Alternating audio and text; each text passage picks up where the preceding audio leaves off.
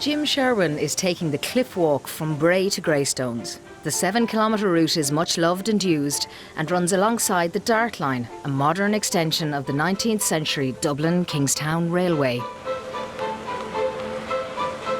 This section of railway requires no less maintenance than all the others, and perhaps a little more. The route licks the coastline and travels through Bray Head 7 times.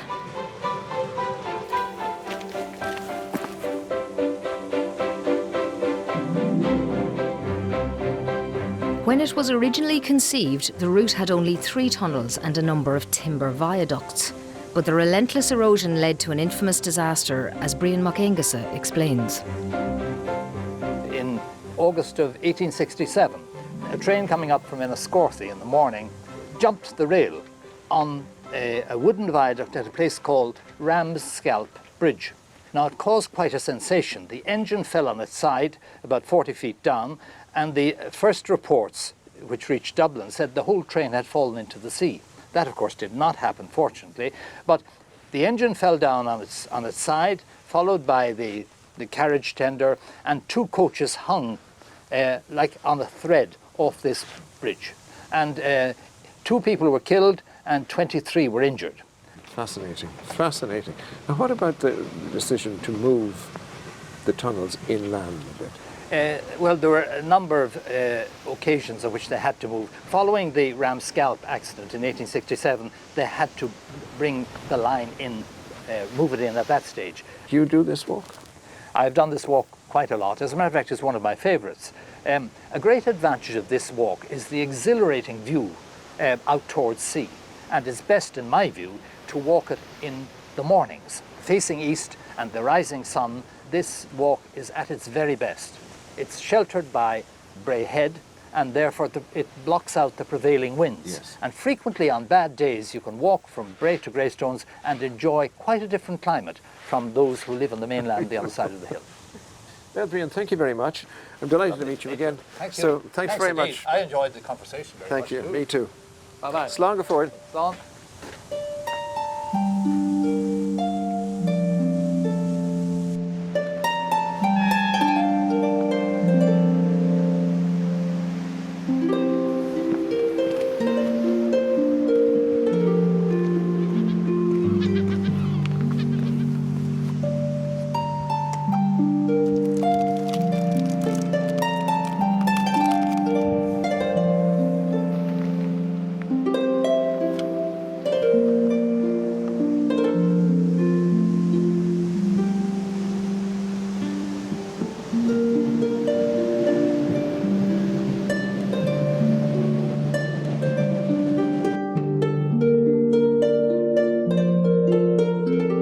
Jim is on the homeward leg now.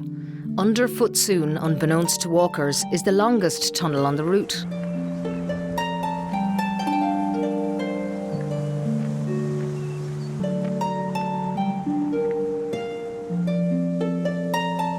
Completed between 1915 and 1917, the mile-long tunnel results in the trail and tracks swapping sides.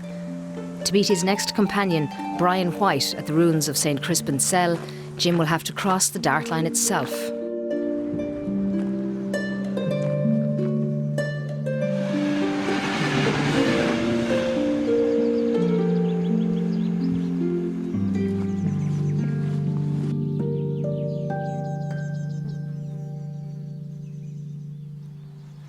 Good morning, Jim. Well done, Brian. How do you do? Very well, thanks very much. Thanks for coming out to say Lovely hello. morning it is.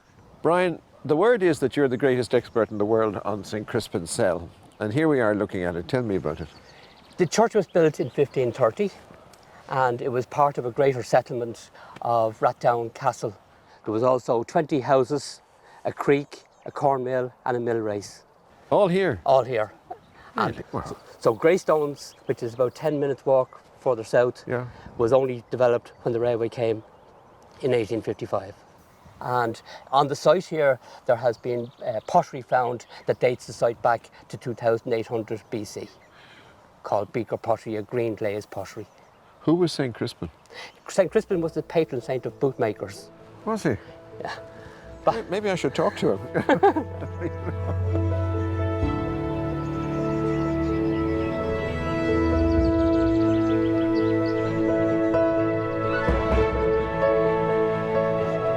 As the seasons change and the year goes on, regulars find it's never the same walk. And this is true also for the wealth of wildlife walkers can experience along the way. Tell me about the bird life on this part of the world. Because of all the various habitats from the farmland up to the heather and bracken on the Bray Head, and then the sea cliffs, of which there's 2 kilometres of sea cliffs, they're important in relation to the bird conservation, and especially 2 types of birds, the kittiwakes and the black guillemot. Yes. And then also you just see out there you have cormorants just off the shore here, and also some herring gulls. Especially at the autumn and the spring migration, you'll have over 100 different varieties of birds that can be identified here. Migration takes place when? Late September into early October, and all the swallows and house martins and sand martins again would gather along the coastal route here, and they would go down past Kilcool marshes and head out then to sea off Wicklow Head. Yes, but what's that in the air over there? That is a common buzzard. Oh. And there he's just coming down to land on the fence over there. And the other birds of prey that can be seen on Bray Head include sparrowhawks, kestrels, peregrine falcons.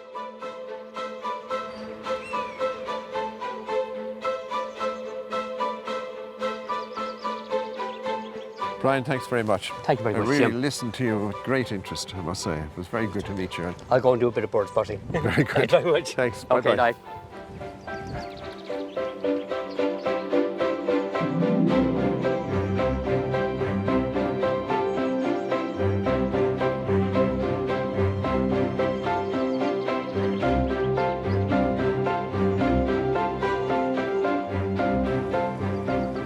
Gets a little narrower at the Greystones end, but as Jim reaches the town, it widens out to a view of the marina, which is being refurbished and upgraded for the 21st century.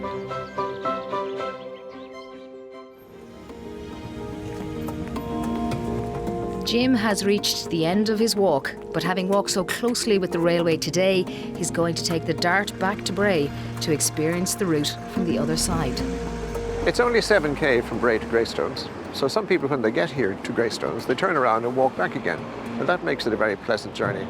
It'll only take you, if you don't stop, about an hour and a quarter. But if you do stop along many of the interesting things that we saw on our journey, I hope you'll find them as enjoyable as I did. But I'm going to go back to Bray, where I started my journey, so I'm going to get on the dart again.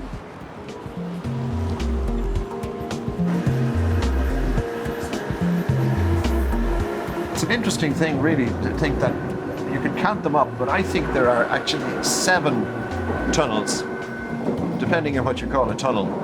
Some of them are not very long, some of them are quite short, and the one we're just coming through now is the second longest of them all. But I believe that the engineers have to walk the line every day along here to make sure that there's no erosion and that there's no spillage and falling masonry.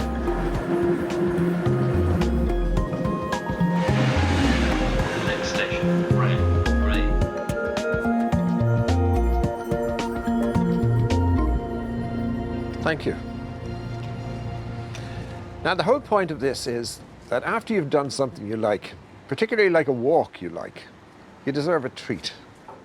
And this takes me back about 200 years, really, when I used to get one of these, and they were called knickerbocker glories, and this is as close to a knickerbocker glory as I've seen in many a long day. So, well, that's lovely. But the point is, I feel I've earned it, because I've enjoyed the walk, and there's no reason why you can't earn it and enjoy the walk at the same time. So do it.